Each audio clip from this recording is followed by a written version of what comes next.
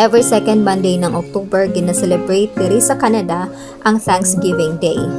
Since hindi na to first celebration ng Thanksgiving Day in Canada, mag-prepare sa kita ng Thanksgiving dinner, just me and my husband. So nagluto ako ng fried ribs, shrimp, pansit, sana nag-order na kami ng chicken sa isa tagtrabahoan. So mo dyan ako mga preparation, like usual ragod na nilutuan. Nothing is special, but ang special is like ang mga grasya na nadawat nato for this year. So amo rin na amo simple na handa for the Thanksgiving Day.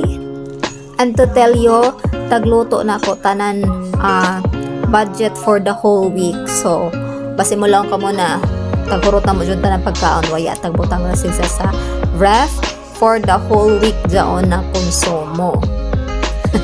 So that's it. Thank you so much, Lord God, Lord Jesus.